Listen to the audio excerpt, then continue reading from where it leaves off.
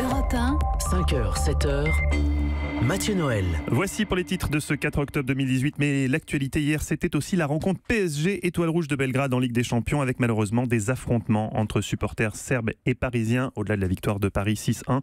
L'autre jour, le match à huis clos de Lyon a coûté 5 millions d'euros au club lyonnais. Pourquoi la violence continue-t-elle de gangréner le football? Patrick Mignon, bonjour. Bonjour. Vous êtes sociologue, chargé de conférences à l'École des hautes études en sciences sociales et chercheur à l'INSEP. En 2010, vous étiez l'un des rapporteurs du livre vert du supporterisme. Est-ce que quelque chose a changé en 8 ans déjà? Non, pas... Enfin... Pas fondamentalement.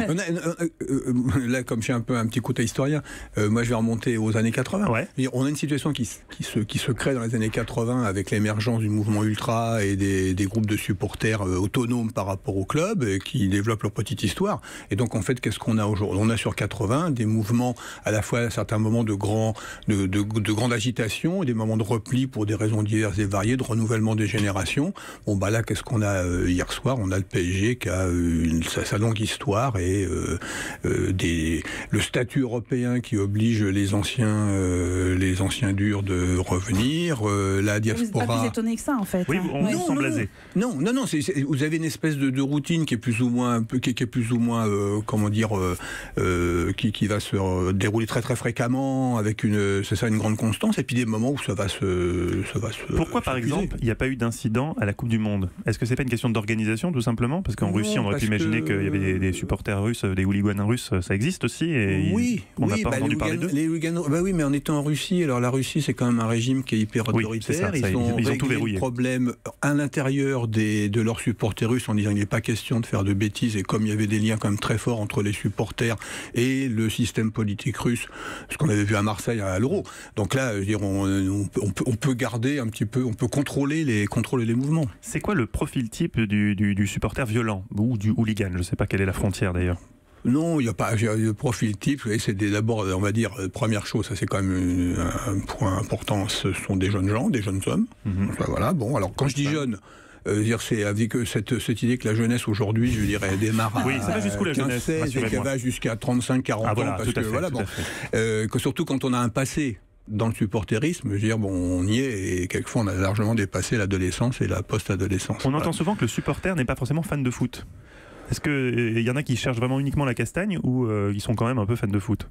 C'est-à-dire, cette histoire est compliquée sous les passés. Quand vous prenez une tribune de football, vous avez toujours dans une tribune de foot, quel que soit le comportement des gens qui y sont parce que c'est un truc où il faut être. Donc voilà, c'est vrai pour un bourgeois local qui pense que c'est bien de se faire voir dans les tribunes, et que pour un jeune gars qui dit c'est bien d'être là parce qu'il y a de l'agitation, de l'excitation. Et Varrock, alors, est-ce que justement le stade fait office de défouloir et qui explique en partie ces violences?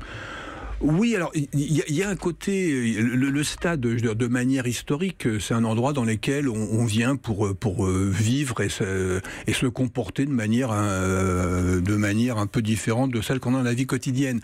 Maintenant, pour ce qui est des supporters qu'on va appeler les radicaux, parce que ça, on peut les appeler ultra hooligans, ça va dépendre des contextes.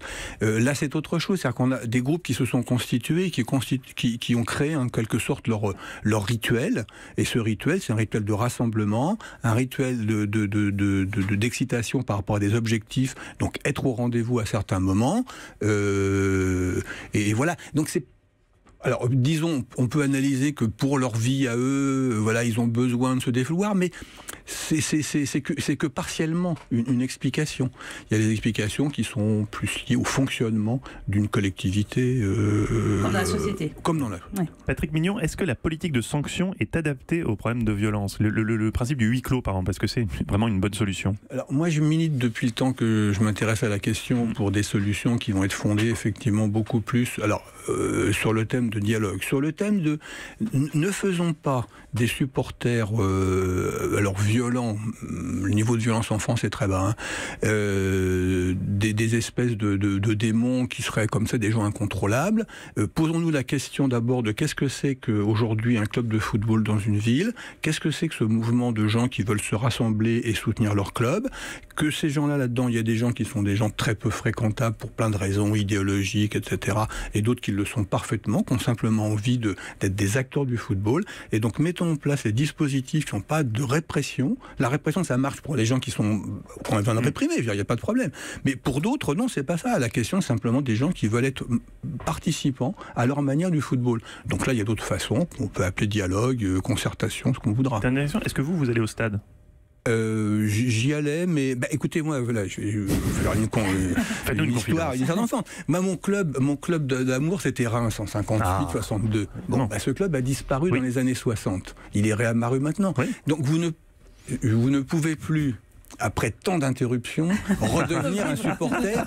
Voilà, donc c'est tout. Donc moi, je suis devenu un peu observateur et je me raccroche à quelques clubs comme ça de temps en temps qui symboliquement me plaisent. Merci Patrick Mignon. On rappelle que vous êtes chargé de conférence à l'École des hautes études en sciences sociales et chercheur à l'INSEP. Europe 1. Il est 6h26, Mathieu Noël.